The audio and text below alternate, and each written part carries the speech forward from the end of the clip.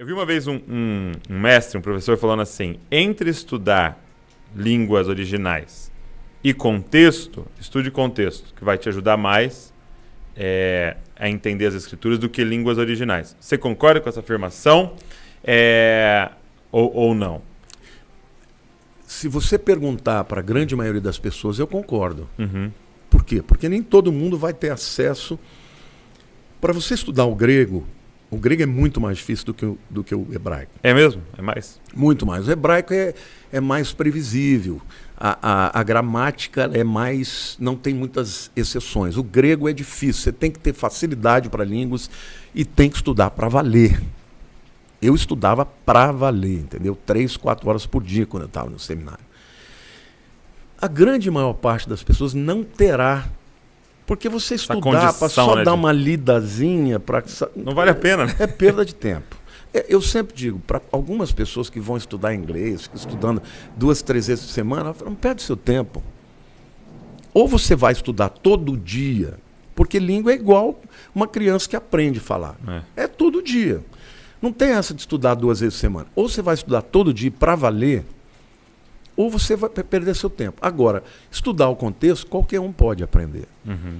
Na verdade, não é só o contexto, é estudar os métodos de estudo bíblico, a interpretação, hermenêutica, né? Como é que eu leio um texto, as perguntas de observação, quem, o quê. Porque na ocasião, eu acho que o que ele estava querendo dizer era, beleza, eu sei o original, eu sei, agora eu li exatamente o que está falando, mas se eu não souber que contexto aquela frase foi dita, eu vou de novo errar a interpretação e a hermenêutica trazer Olha, aplicação. A primeira coisa que a gente tem que saber é que quando uma carta foi escrita, ela foi escrita por inteiro.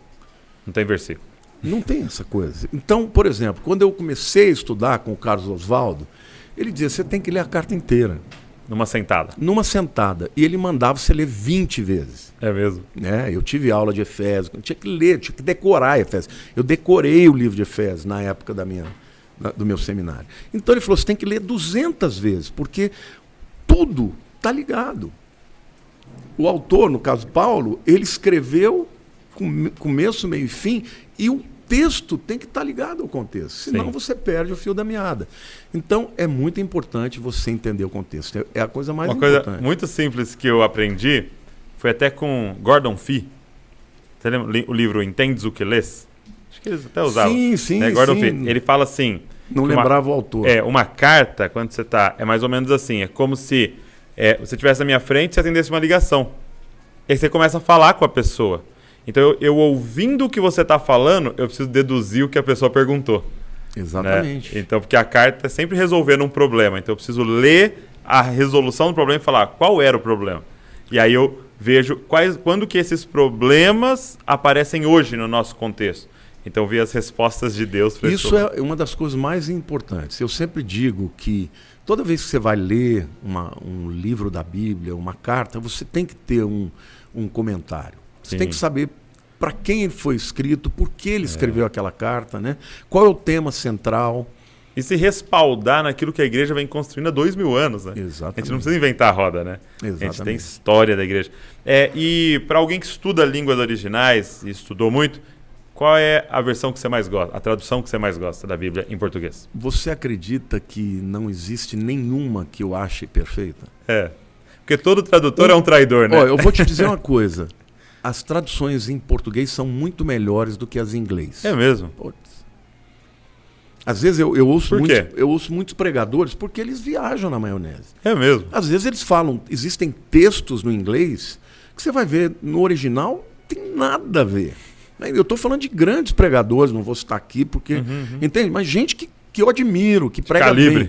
Mas pega um texto que a palavra não existe. Aí você chega no português, o português está mais correto. Olha só. Mas entende? Você acha que é um zelo ali maior? Não. Ou o português é uma língua que exige mais? Eu acho que o fato, né, principalmente do Novo Testamento, ter sido em grego, e o grego ele é mais próximo do latim do que das línguas saxônicas, entendi. Eu acho que o tradutor para o português, entendi, ele tem mais facilidade de se aproximar do texto, isso é um chute, sim, tá? Sim. É uma suposição, do que, por exemplo, uma pessoa que fala uma língua completamente diferente, que não, embora o inglês também tenha raízes latinas, mas é muito menos do que o nosso português. Mas Né?